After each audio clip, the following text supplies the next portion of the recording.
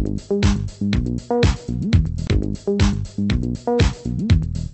there, Jamaica. Welcome to Sports Unwrapped, Gleaner's weekly online sports review. I'm Little Levy, as I said before. Today we talk about a very important issue with Carole Beckford, sports, the business of sport. And she has a conference coming up and she's going to tell you why you need to be there, because this is very important to Jamaica's future. After the break.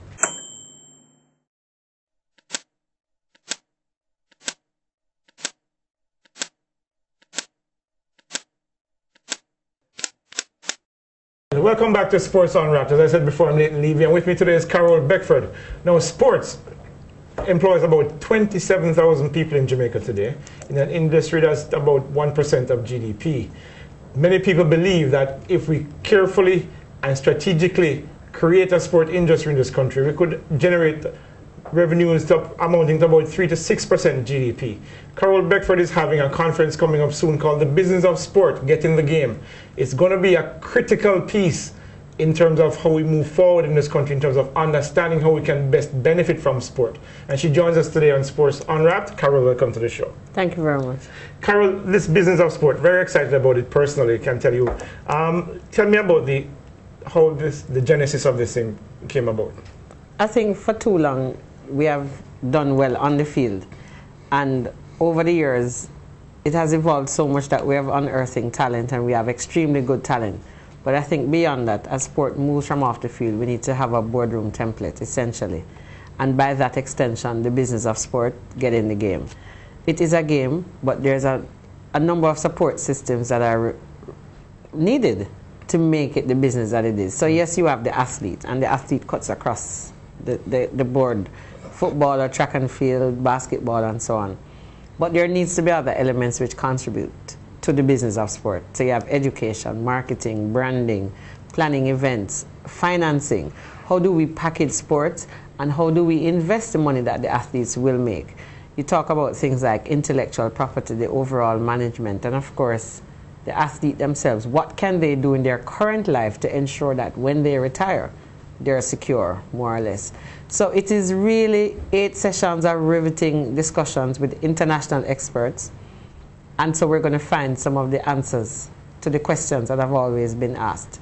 We're going to open the conference on May 5 with a plenary with the ministers of sport from the region. We have so far heard from Trinidad and Tobago, and we have our own Jamaican minister, who will share stage with Professor Evan Dugan from the Mona School of Business.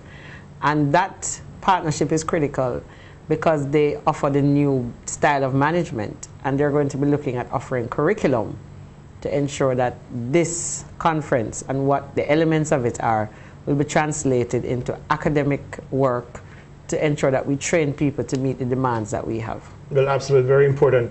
All those critical elements will come together. But given we have acknowledged that there is a deficit from where the athletes are in terms of their accomplishments to the actual management side of things, the administrative side of sports in this country.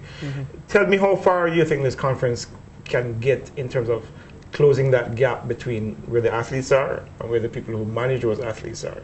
Well, the fact that we're even into the dialogue is critical, and we're getting international partners, so we're not going to go on it by ourselves. And I think once we look at benchmark and see how international templates have worked, I think it's important. But the gap is wide, and we know that, but we're making every effort to ensure that we start bridging the gap. And I mean, when you look at something, for example, as sport as an economic driver for the Caribbean, using each experience, each of the Caribbean countries have their own specific niche. But out of that, the one common thing is the talent that they have. Some people have more venues, some people have more accountants, and that kind of thing. And the Caribbean as a region, one, has to be promoted as a destination, but also to have a business point. Why is it we can't have our own management system here in the region? I mean, West Indies cricket, yes, is one force, but the business of sport for the Caribbean could be another unifying force. And there you call upon the sector of sport again. We look at some very critical areas here where we see the role of education in developing sport as a business and how companies use sport to develop their brand. Those are two of the more familiar subject areas in Jamaica. Tell me a little bit about what is going to be discussed, or what do you expect to be discussed in these sessions? All right. When you look at a session, for example, like packaging sport to attract financial support, investment opportunities, what what in sport can be used as a collateral? Is it just the intellectual capacity, or is it just the brand of the athlete? However, on the other side, when the athletes make their money, what do you invest in? Stocks, bonds, real estate? Do you buy more cars? Do you buy a piece of Liverpool Football Club, or do you invest into a franchise? And there are just some things, some elements. And we're having someone who has worked on Wall Street, Horace Madison, who will join us and have that discussion. He manages money for T-Pain and Usher and so on. So he certainly has that experience. And from the Jamaican side, Lisa Bell from Exim Bank will talk a little bit about what aspects of sport can be collateralized. So when we go to the bank to ask for support for an event, even like this, what can come out of it? What is the tangible that you're offering? Planning and execution of major events. Critical. Jamaica has a lot of venues, golf courses, we now have a convention center and so on.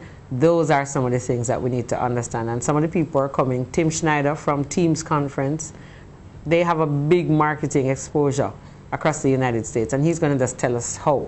You know, you're talking about how to even put fields into a bank. Malaysia has used it really well in terms of a sport tourism council, and they have put everything in a database, and so they brand their country properly.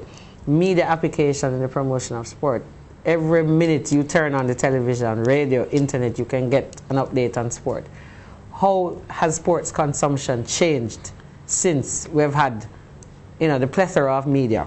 Athlete management, this is going to be important. Who do you need? When do you need them? And how can they get the best out of the athlete? Intellectual property, trademarks, patents, image rights, revenue flow management, and then we'll get a little bit from the athletes. Important to note, Atto Bolden will be here, and he says one morning you're going to wake up and realize you're not so fast anymore. How then are you going to cope? And what steps you need to take now to ensure that when you wake up and you realize you're not so fast, you'd have had, you know, something in place.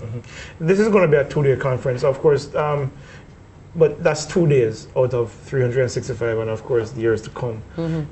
What do you hope that most people coming to this 2-day conference to take away from it in terms of what they can apply now that can actually start a process of change? Well, solutions and how it is done internationally. So we have some best practices that we can adopt. And certainly the presentation of the way forward, we're going to put together. We'll have rapporteurs and so on. We'll take notes and we'll make the recommendations.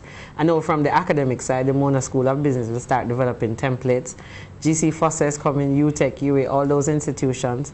The marketing representatives from companies who sponsor will also be there. They'll have an idea of how planning is supposed to be done. It's not to do something 2 weeks before and expect to get best impact, but really how to put things on calendar. One important presentations I want to highlight is the Miami Heat experience. Ticketing is a way to earn significant money.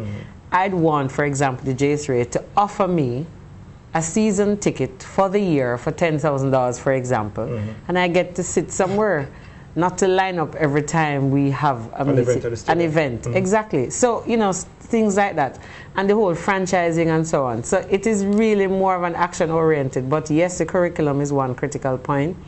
The way we do things, and even from a planning perspective.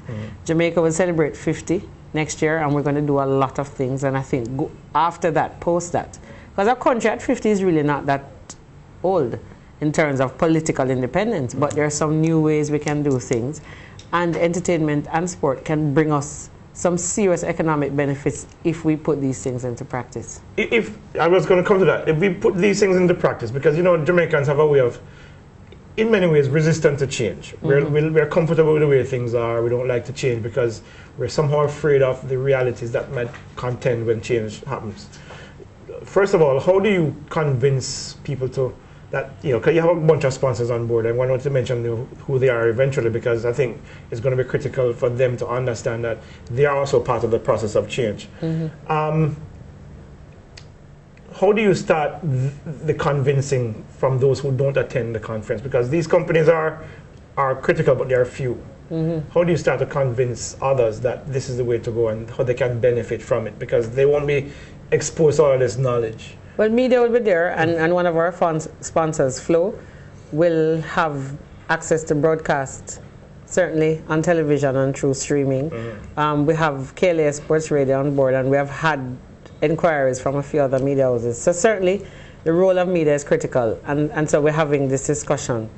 One of the other things is that people who are coming on board will be taking the message out through their branding, through their workshops and seminars and so on. And of course, as an organizer and the team, we're going to be getting out there, doing more workshops and seminars, picking out little pieces, and then continue the discussion. So I think the sponsors who have come on board, this is a pioneering event for them, and the Jamaica Tourist Board has been very supportive. Jamaica Observer, Flow, the Pegasus, which is hosting, Cinco, Exim Bank, the National Commercial Bank, Gordon Dixon and Company, an attorney, a legal firm, Jampro, Mona School of Business, KLA Sports Radio. And we're anticipating we'll get a little bit more support closer to the time. The conference is May 5 to 6 at the Pegasus. We start at 8 each day. And we're going to do things, it's going to be a 1.5 hour each session, 3 or 4 speakers moderated by somebody who can put the pieces together, very interactive.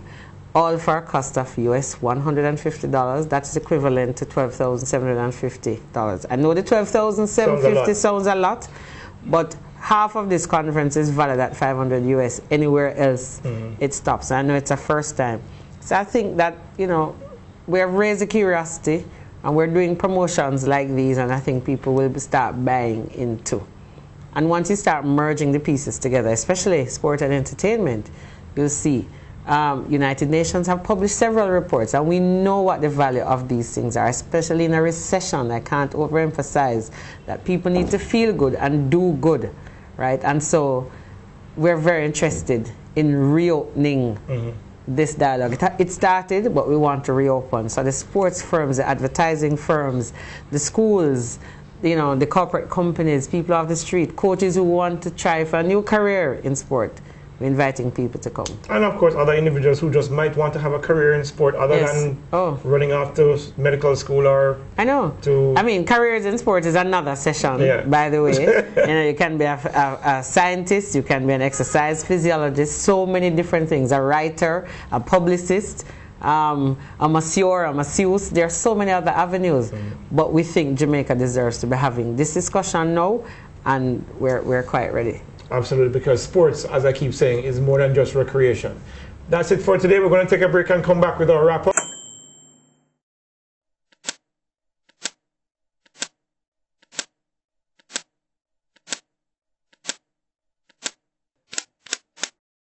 Well, that's it for this week, folks. As you heard from Carole Beckford, the Business of Sport comes up May 5th to 6th at the Jamaica Pegasus. You ought to be there. It's going to be worth every penny. But before we go, I have to tell you that you can send us your emails at sportsunwrapped@glenajm.com, and you can catch my blogs at glenablogs.com. But we couldn't go without giving you the sports fact of the week. Tourism is a $1 trillion industry. Of that, sports tourism accounts for 7 to 10%. That's a lot of money. But until next week, this is Lint Levy saying goodbye, and be a good sport.